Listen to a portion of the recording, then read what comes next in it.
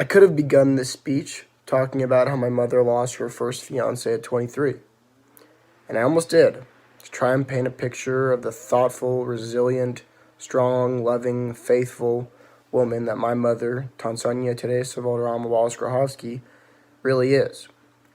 But I thought that rather than reflecting on past experiences and pain, I'm going to talk about who my mother is today.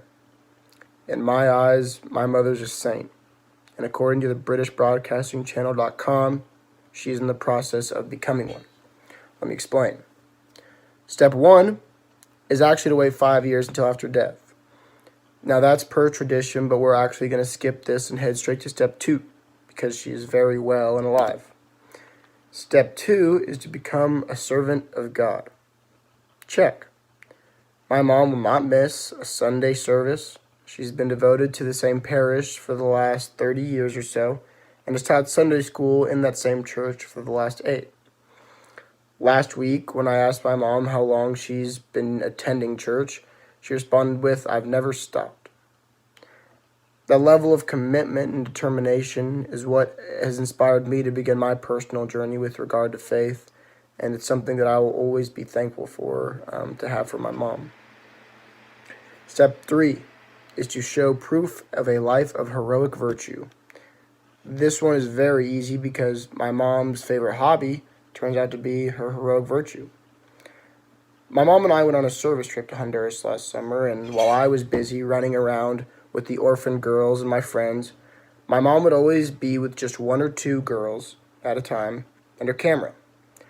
As a photographer, my mom certainly lives in and enjoys the moment, but that's not where she finds the most pleasure in life. Not at all. This part is her heroic virtue, and has been since I was a child. She lives to capture the moments we wish that we had forever. She separates herself from whatever group she is with and looks to make a physical copy of the happiness we felt and the memories we were making. To me, I've begun to see it as her way from loving me from afar. That even if I can't see her in college or wherever it may be, I know she's standing over my shoulder watching me, taking photos of the things that matter most in life. Step 4, identify verified miracles. I know my mother can't walk on water or change it into wine, but my mom has done what I call mom miracles. Mothers in the audience know probably what I'm assuming of. The first miracle is my person, me. And just to keep this section brief and to the point, my mother and I had a very shaky relationship from my 8th grade until probably the end of my sophomore year. And through that point in time, graduating from MBA would have been a miracle to me. But my mom didn't think that for a single second. She pushed me not only to get back on my feet, but to hit the ground running.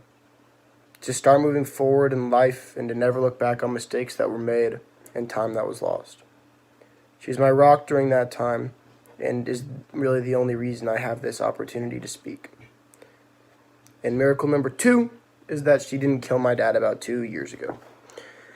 In the 1st grade, my dad decided that taking me to Chicago with him would be an excellent and safe way to bond with my 10-year-old self. You can probably imagine where this may be going. My mother warned him, however. She said to my father that she loves him, but that I am her child, and no matter what, if anything happened to me on that trip, she would hold him completely and totally responsible and didn't believe she would be capable of getting past it. That's a quote. My dad nods his naive, bald head in agreement as those faded words travel in one ear and out the other. And to his credit, the trip was really fun. Got to do a lot of classic things in Chicago, eat some good food, until I hopped on the Chicago Metro without him. And as my smiling 10-year-old face slowly rolled off with the train, those words my mother spoke became more of a reality to my dad. And when the police finally got to me, I really don't remember much other than my dad running up to me and saying those classic lines, "We don't have to tell Mom." And why I said 2 years ago is because that's when my mother actually found out. And in her motherly rage, I saw the power of a mother's love. That I'm a part of everything to her. that even my father, someone she'd loved for 14 years at that point, could never stand between her and her child. Being able to talk about my mom on this platform has been a dream since the 7th grade, ever since I saw her moved by some of those speeches. And every year I imagine her face bawling tears of joy in front of our whole school as I only begin my slow and drawn-out saunter onto the stage. Yes, to milk the tears. That's because of the type of person my mom is. The recognition, however, is never really what she wanted. It wasn't the stage, it wasn't the speech, it was just the time spent and the words exchanged that make this event so special to her. Mom, 2 years ago, I never could have imagined our relationship being more than a few words on a daily basis. But because of your commitment to me and your undying love for me, that thought is nothing more than a sour memory. In my eyes, you're a saint, a selfless, thoughtful, miracle-performing saint that puts God and family above all else. I don't nearly say this enough at home, but Mom, I love and appreciate you, for you and for everything that you do for our community and our family.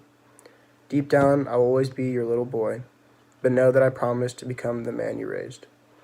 Thank you for your time, and if you haven't already today, tell your mom or a motherly figure that you love and appreciate them for their sacrifices and efforts. Thank you,